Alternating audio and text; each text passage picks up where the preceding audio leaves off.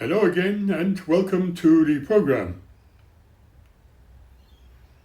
I am Suren.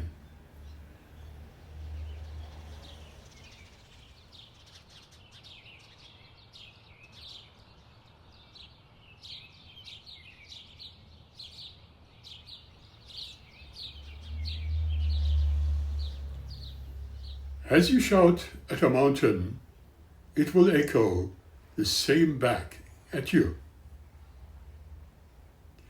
As you look at a mirror, it will be reflected back at you. As you behave lovingly, caringly, or hatefully to the people, it will be all reflected back, exactly the same, or similarly, measure, by nature. If you point a finger at people, look at your hands.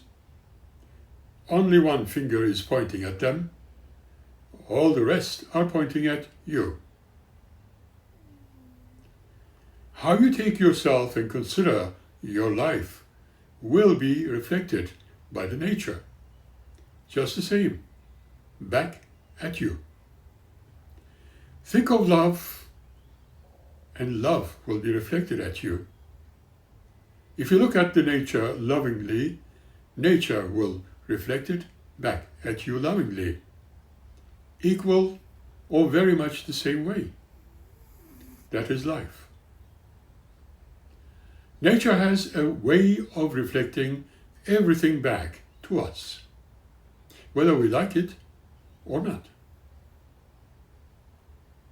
That is life.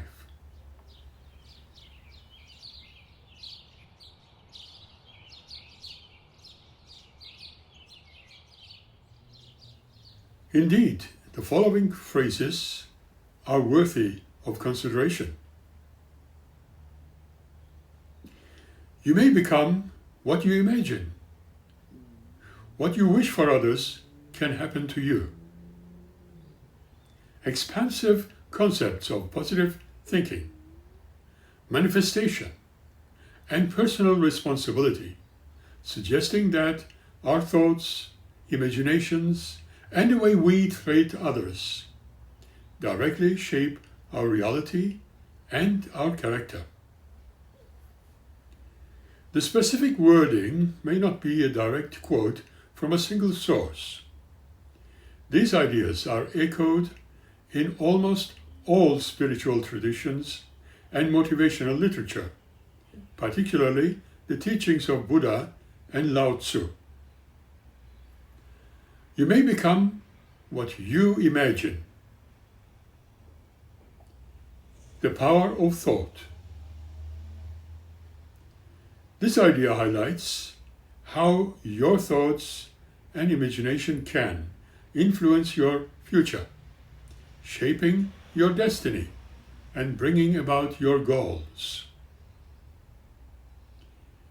Mindset matters. A positive and creative mindset can lead to positive outcomes, while a negative one can attract unfavorable circumstances. Goal setting. The ability to imagine a desired future can be a powerful motivator for taking the actions necessary to achieve it. What you wish for others can and will happen to you. Echoes of karma. This suggests a principle similar to karma, or the idea that what you send out comes back to you in manifold, similar to a boomerang. Living your values. The idea that you should treat others as you would wish to be treated, by embodying the qualities you admire in others. This idea may not be appealing for those who only admire themselves. Influence and responsibility. Your behavior and qualities you exhibit towards others can draw similar responses and characteristics back into your own life.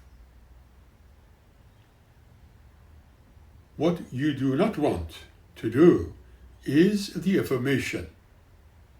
So every morning I start the day by asking myself something like 27 questions every single day, and it's always the same. But the questions create the assumption that the outcome is clear. Should I still ask myself these over and over? Why do I have to fit in a muscular body of an athlete? And by the way, since I started asking that question, I'm getting healthier and healthier. Another question I ask myself, why do I not have such a great relationship with my own children? Yet, another question is, why am I a billionaire, creating company that's touching 1 billion lives and changing the face of humanity? Another question I ask is, why do I have 50 million books sold in the New York Times best-selling list? So, you can ask yourself any of these questions, but what you do not want to do is the affirmations.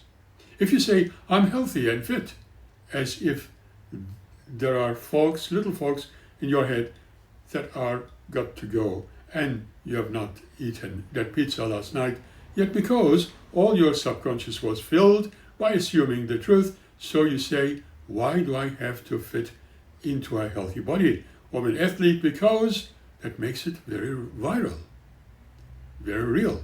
Now, you're not saying you have it, but you are asking why you have it. And that alone creates a switch in your subconscious or unconscious, whether is there any denying of where you are at, and securities don't pop out. But what will start to happen is that your subconscious will try to find a way to get you there, and you will start noticing synchronicity, coincidence, and right people, the right kinds of books coming into your life. So you can create a question like this, and it is just another personal level of disruption. Within the next few minutes, you will know where you want to be at and what's working for you. But you are pulled out of your line because of what someone else says. But are you really able to hear him or her over there? Accomplish something great as you look in the mirror and say something like, that maybe I need to change what I am doing, my approach. Maybe I'm wrong about the beauty of that little game that reminded me that there will always be external circumstances trying to redirect my course of action, my being. But we have to trust in ourselves that we are doing what's best for ourselves. We have to know our own game and our own strength now with a stubbornness, or if you like, determination.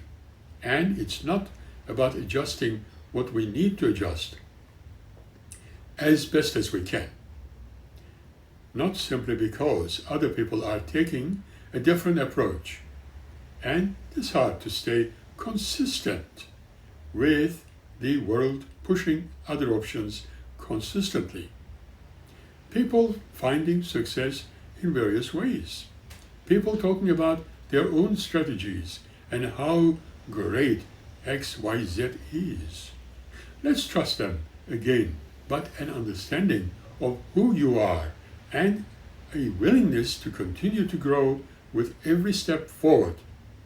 There has to be some element of understanding that surely things will get a little more challenging.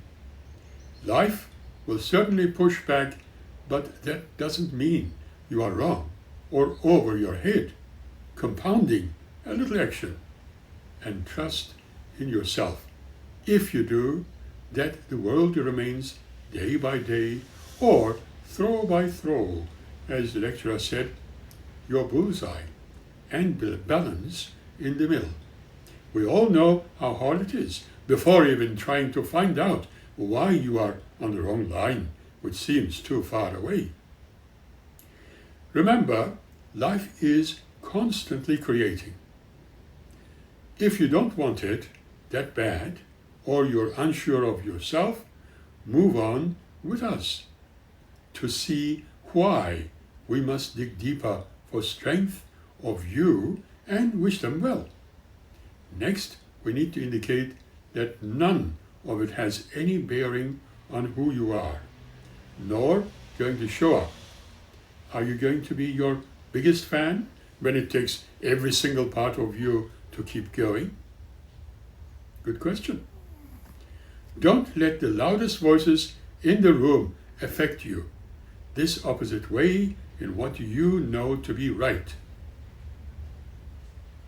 Don't let the blue dot hinder your direct line.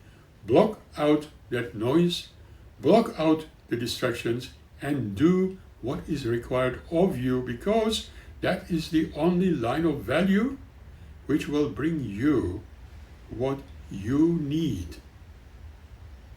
To question the pursuit undertaken and remember what you already overcome till now, all the steps that brought you right into now, and they were over the top, and they were also very consistent. Remember? They've given you a lifetime not to waste a moment of the most important days of your existence since you were born, and the day you find out why. We know what you will do with your time. Will you make it to the sunrise, would you say? Good.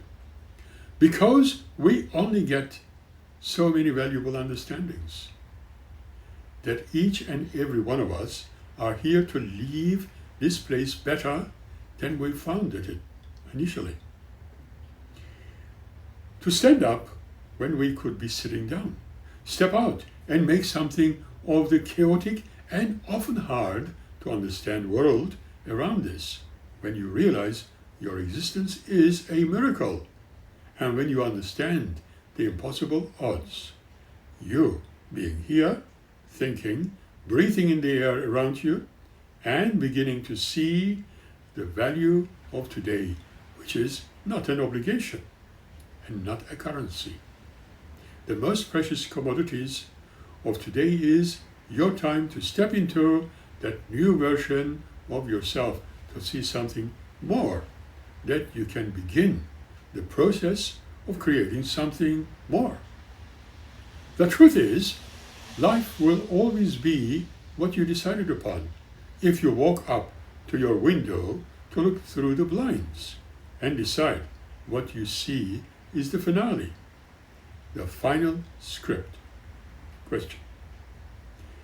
That's exactly what it will be like, but if you see right now the initiation of the ride of a lifetime transport to the next version of you, and the next thing, you are signing up for a world where you can feel what it is like to be tested and enduring to be lost your way to build something meaningful out of the seemingly meaningless.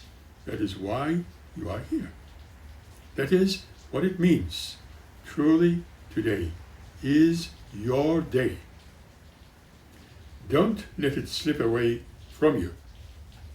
Don't be fooled into thinking it's less than it really is. The infinity that starts when you decide, when you look at the unknown and say, I'm not going to settle for anything less than a life of adventure. I want the challenge. That is the turbulence and losses in the battle. They will bring me to a place I could never have arrived, and that where you leave no stone unturned. And it's the most important day of your life. It will connect you to the limitlessness of every day that comes next. Here is a wonderful reading and an advice provided by Miriam Rachel. As seen in the medium, be careful with what you wish for. You might get it and regret it. Then you will wonder why you thought you would be better off with it. You often hear, be careful what you wish for because you just might get it. Well, it may sound like a cliche. A profound truth is embedded in this statement. Your desires and intentions can shape your life. Sometimes getting what you want may not lead to the expected outcomes. Let us discuss the significance of being cautious with your wishes, highlighting the potential consequences and offering insights and navigation. The realm of intentions. To start, what do you need to know about the power of intentions? Your thoughts and desires possess incredible energy and influence over your actions and experiences. When you set your goals and intentions, you are directing this energy towards manifesting your desires. Whether it is a material possession, a personal goal, or a relationship, your intentions shape your pathway. However, this may not always be a positive thing. The author later admitted, saying, I refused to believe this for the longest time, but the more I saw its accuracy, I could not deny it anymore. The reason I refused to believe it was that even though many of my struggles were not of any fault of my own, as many happened for reasons beyond my control, and there have been many other things that were in my control, that I ended up with results that I did not like. When you think negatively about yourself, you will attract what you think about yourself, such as a lack of success in all areas of life. Being an extreme people pleaser is an example of that too. Your thoughts and desires are all about you only giving and not respecting your own needs or knowing your boundaries only for the sake of others' approval and taking note of it or taking note of you. Just noticing oneself but not respecting it while others taking advantage of oneself and allowing it, just think about it. Wagner Frenchens write, it would be best if you also looked at the big picture. When formulating your wishes or intentions, consider the broader context of your life and the potential impact on others. Amanda Maney says, so, imagining that just might change your life. Some of us claim to have no imagination. We struggle to feel we can use it. We feel dead to creativity. And yet, there we go, imagining again. The truth is, everything we are involves imagining, but mostly we don't do it on purpose. What is there to worry about when you cannot imagine the future and an interesting point has been made? If we lost our imagination, we would not be around to visualize.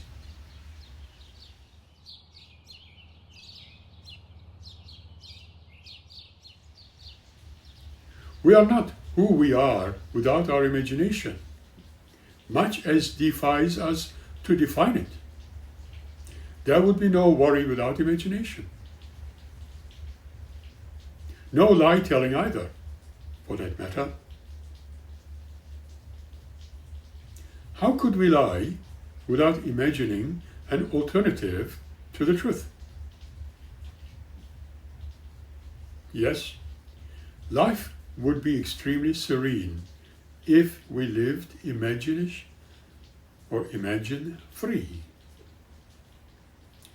We would be pretty much living without drama. Sounds quite appealing, really, doesn't it? And yet, we know, don't worry, a life without drama would be barely worth living. A life without imagining has no flavor and no drive. Pondering the importance of imagining makes us pause for a thought. We are being reminded. What do you think? You create. What you feel, you attract.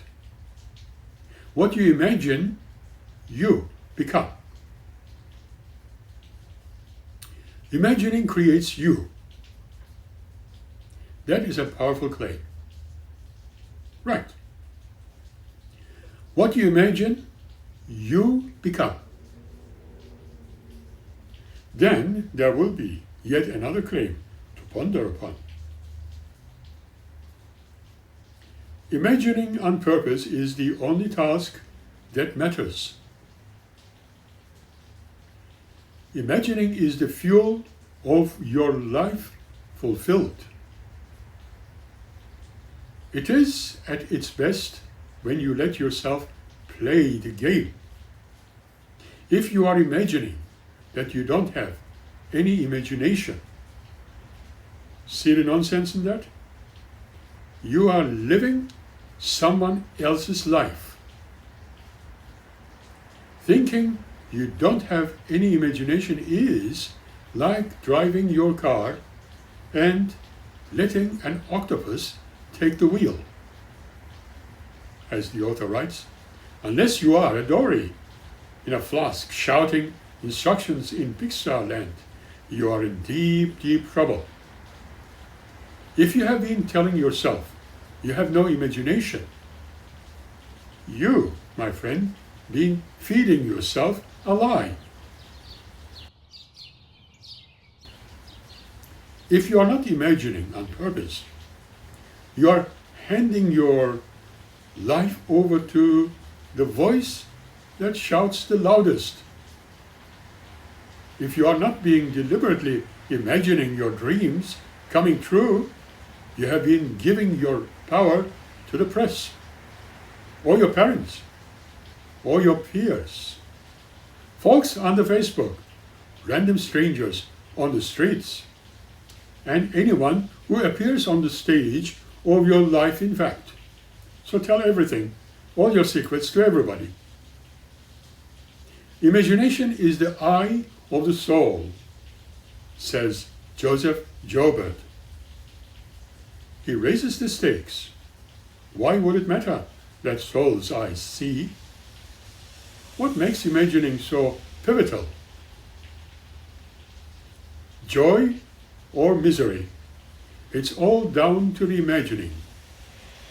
Imagining the metaphor within.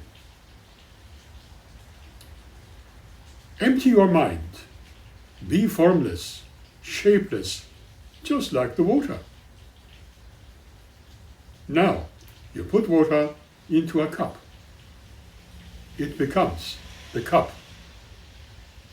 You put water into a bottle. It becomes the bottle. You put it in a teapot. It becomes the teapot. Now water can flow, right? Or it can crash. The water, my friend, says Bruce Lee. We are the creatures of imagining. Resistance is futile. We crave meaning. We make connections. We are wired to find patterns, to seek more of the same. The question is, are we unleashing our metaphors on purpose or by default? We use them all the time, but how often do they poison our water? It's a pain in the neck. You make me sick. This is my cross to bear. We use metaphors like these to carry meaning through analogy. If we are not careful, the power of the picture and the story creates will seep toxins into ourselves repeatedly. Let's admit, we like metaphors. We cannot help ourselves. We get attached. We repeat them to anyone who will hear us. They bring our story to life. They are vivid and compelling. Once unleashed, metaphors have a life of their own and energy, and a momentum of their own. With every metaphor, we unleash our imagining, and it goes to work, seeking more evidence to fill out the metaphor, matching us up to more of the same, right? Life is a thrilling ride, and life is also a bitch. Let us choose carefully, dear ones. Choose carefully. Imagining gives us hope. We are encouraged for our imagining with the following words. Be who you needed to be when you were younger. Lovely to imagine bringing comfort to our former selves, sitting by their sides, offering encouragement and counsel, taking their fears and replacing them with hope. Hope is the bold act of imagination that I know. Life once seemed to want me to be whatever others have imagined for me. Life happened to me, and it was not something I could imagine for myself.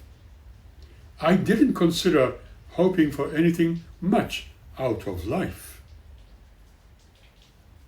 Which is not to say that life did not bring all kinds of wonders my way. Beauty snacked in through fairy tales and kindness every step of the way. Imagining, daydreaming, I did that a little, but mostly I simply did what I could get by. To hope for something specific? Question. That became more and more of the no land. Hope brings disappointment to the uninitiated mind. When we don't know the full power of imagining, hopefully it is not a dangerous direction to take.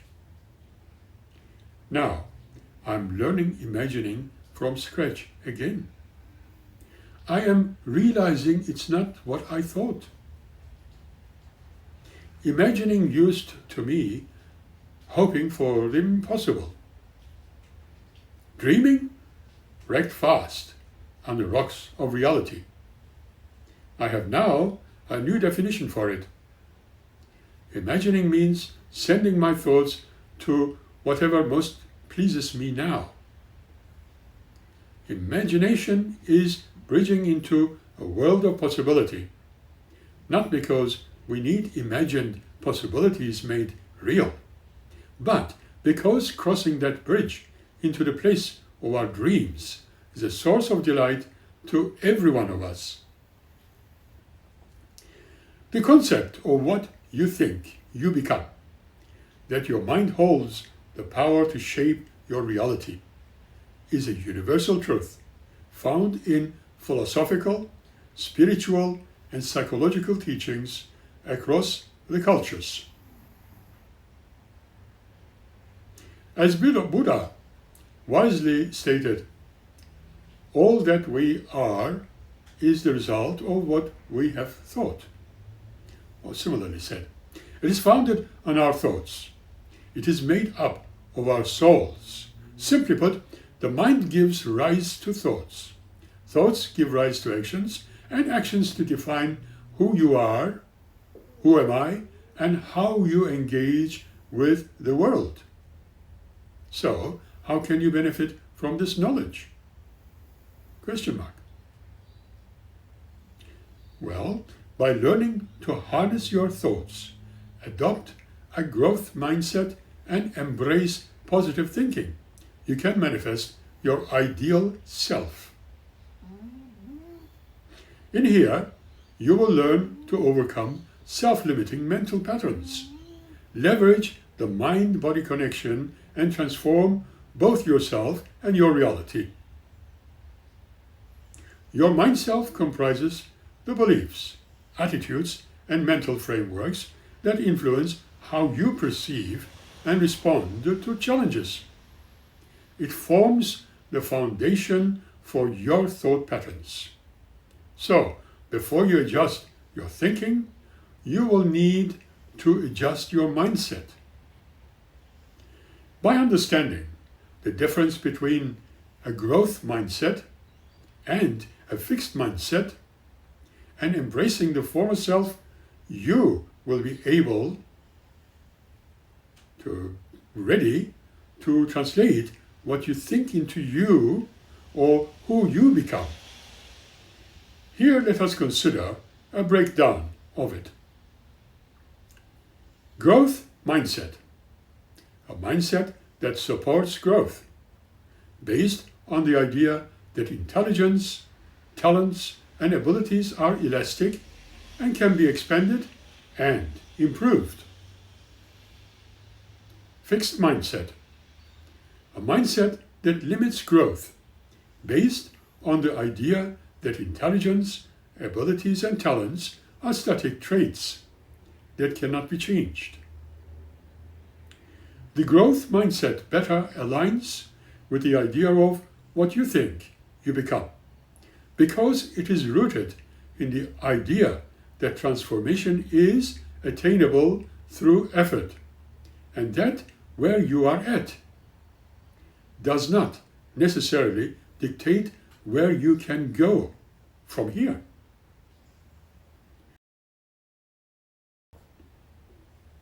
A growth mindset is one of the best ways to approach life's challenges. Here is why it is important. 1. It fosters resilience and adaptability.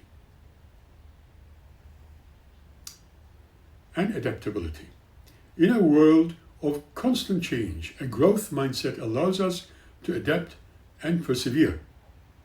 People who believe that the setbacks are temporary and effort leads to improvement, which will push through the challenges.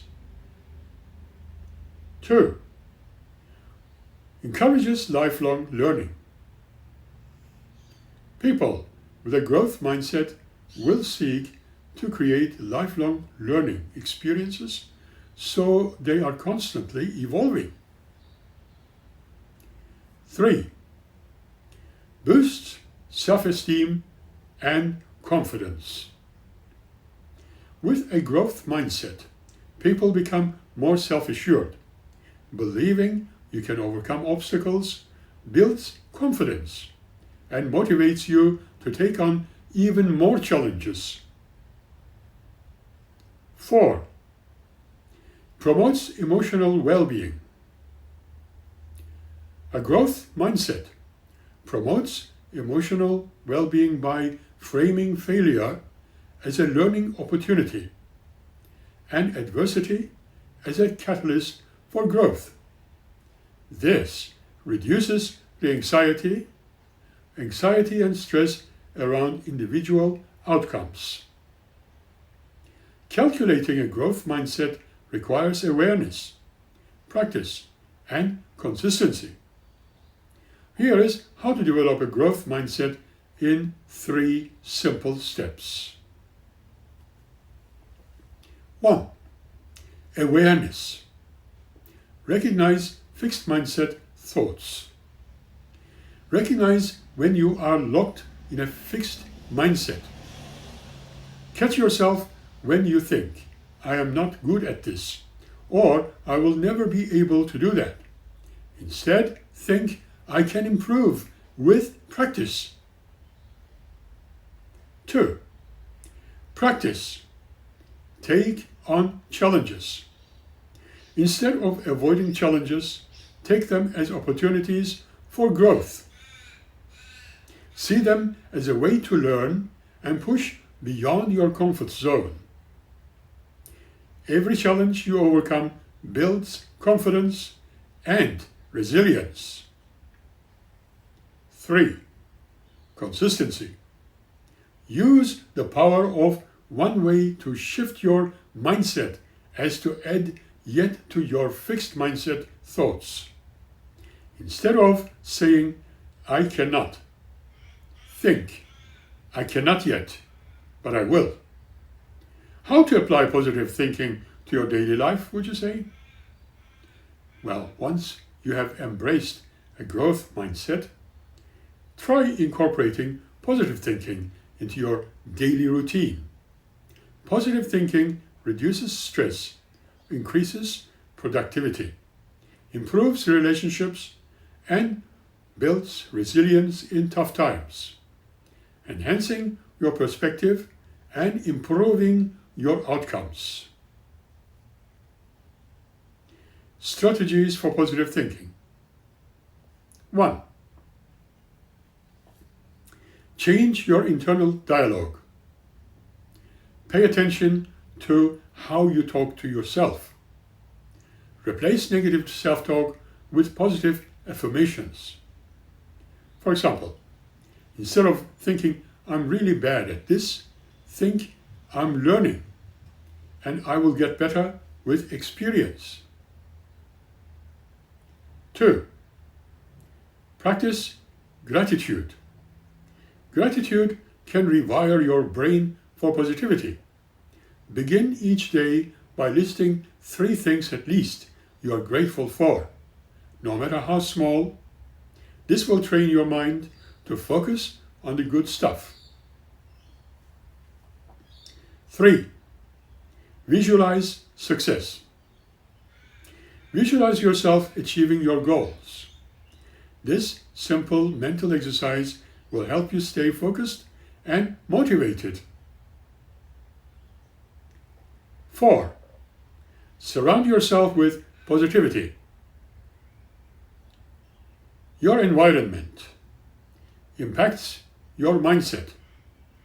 Surround yourself with positive influences, whether it is supportive people, uplifting books, or motivational content.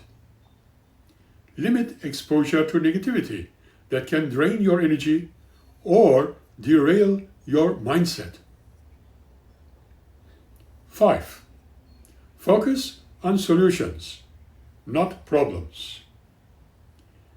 When faced with challenges, approach problems with a solution. Focused mindset instead of a problem-focused mindset. Ask yourself, what can I do to improve this? Instead of why is this going wrong all the time?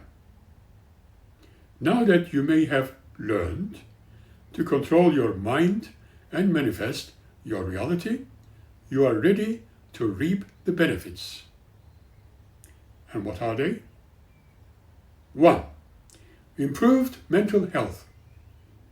Positive thinking reduces stress, anxiety, and depression. By concentrating on uplifting thoughts and reinterpreting them, you will cultivate a healthier mindset and improve your mental health. 2. Increased productivity and motivation. A positive mindset keeps you focused on your goals and inspires productive, proactive behavior.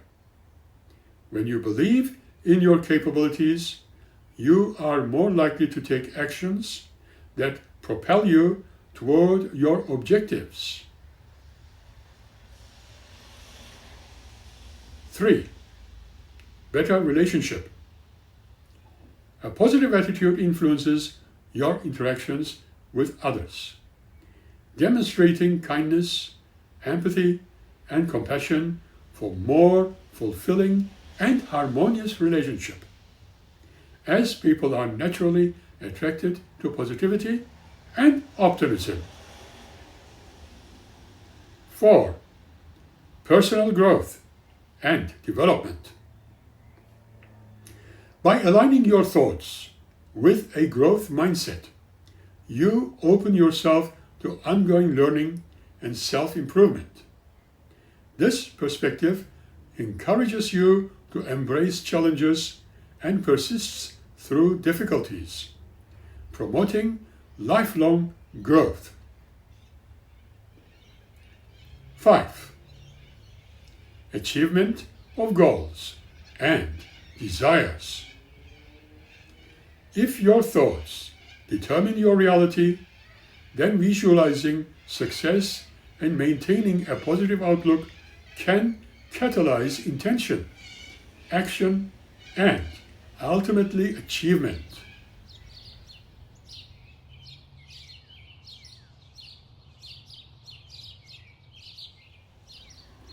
The source you think and imagine, positive or negative, affect who you become, as well as affecting others. By understanding the mind-body connection, embracing a growth mindset, and thinking positively, you can translate your thoughts into the reality you desire. What you create in your imagination can happen to you and to those who are related to you. Start by following the tips. And don't be discouraged if it takes time to shift your mindset and listen to no negative input from others who consider having no imagination and no ability to think. Instead of telling yourself, I cannot manifest my reality, tell yourself, with patience and practice, I will master my thoughts and live the life I desire. That will be the same for the others who are close to you. What you wish for others to do it to yourself first. The golden rule is found throughout the world and basically in all cultures and in the wisdom writings from the stages of every age. Although it is stated a little differently from place to place, the underlying meaning remains the same. Treat others like you want to be treated. This version by Ramakrishna, one of the ones that is worded slightly differently, is saying the same thing. Your actions should be the same actions that you would like from others. If you wish that others would live a life of honor, integrity, and character, then you should be living that kind of life yourself. If you are a true warrior, you are already integrating these traits into your life, or at least you should be. We all know that the golden rule says for you to do unto others as you would have them do unto you. But there is one subtlety that most people overlook. It says that you should do it doesn't mention of any giving, such as due to others, if they are nice to you or about your kind. As a true warrior, you are responsible for your actions regardless of how anyone else acts. If they act like a rude, tactless idiot, it doesn't matter. You are responsible for living by the standards of the warrior's lifestyle. If they return your compassion and benevolence with nastiness and malevolence, that is their shortcoming. Your focus has to remain on how you should act. Don't let actions of others determine whether or not you will live up to your own code of conduct. Remain true to your own standards and let them melt away. Elizabeth Kubler-Ross writes, I have never met a person whose greatest need was anything other than real, unconditional love. You can find it in a simple act of kindness towards someone who needs help. There is no mistaken love.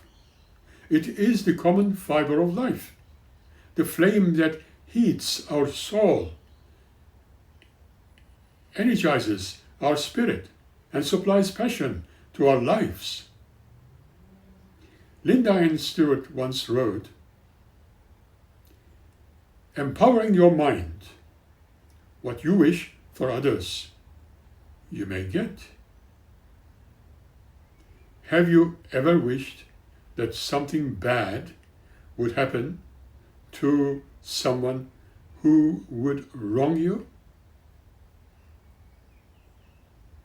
Not just that.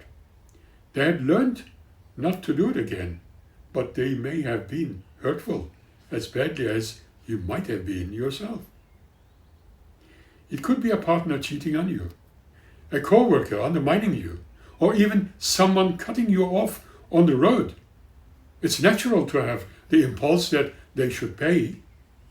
Even as you become more spiritual, it is hard to stay positive and objective in these difficult situations. But there is a practical reason to avoid descending to the level of the undesirable retaliation or staying there. Whatever you wish for someone else, you are also wishing for yourself, whether it is positive or negative. A friend of the author would unconsciously hurt himself whenever he got angry.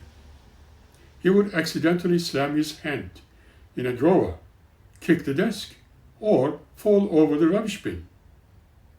His anger, a strong emotion connected with the image of retribution he wanted for the person who would harm him, this would assumably have deeply impressed his subconscious, which didn't recognize that the picture was for someone else. How does unconscious function? Good question. All the unconscious knows is that there is a lot of energy attached to an idea, and it performs its role to fulfill the mold you give it. If you would dwell on the desire for revenge, and you think about it frequently, the subconscious will figure that's what you want for yourself. It will make sure you get what it thinks you want. The same principle is true if you are jealous or envious of someone and hope they fail. If you have a fleeting desire for payback, but dismiss it fairly quickly and move on with your life, the subconscious will not act on it. It is only when a person consistently and constantly wishes for vengeance that the subconscious takes notice.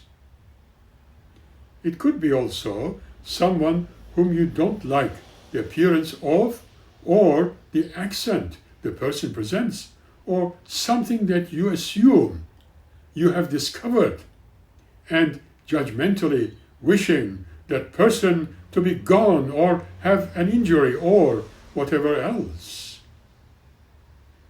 Probably you think he's lying.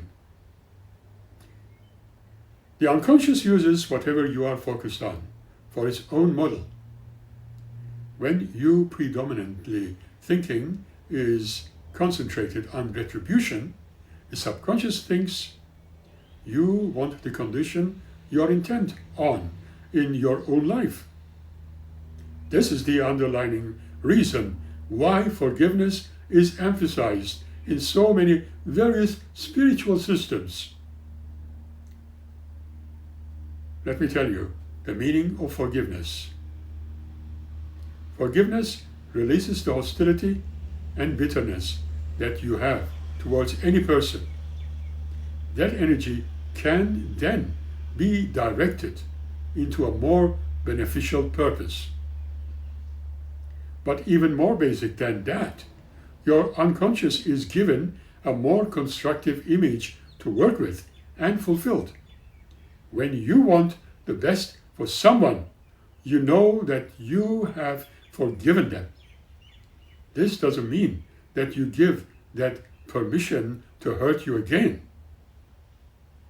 You forgive the person, and certainly not the offense.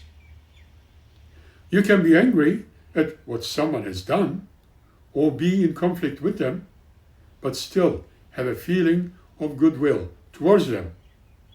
If having compassion is not possible at that moment, then maybe you can simply remind yourself that the offender will experience, and I mean will experience, what they need eventually to learn their lesson. It's not your job to be the instrument of justice. Leave it to the universe. Find a way to let go of the negative image, preferably turning it into a positive one. The next time someone cuts you off in line, bless them and let it go. Because whatever other condition you want for someone else, you are also asking for yourself. Here is an affirmation you can follow or apply for yourself into your life. If someone harms me or thinks of doing so, I acknowledge my feelings, but let go of any wish for revenge. The universe will deal with them in the best way for their evolution. I take care of myself and my feelings and learn what I need to do so I am protected from it happening again. I now desire for others what I desire for myself. I am expanding my level of acceptance of good.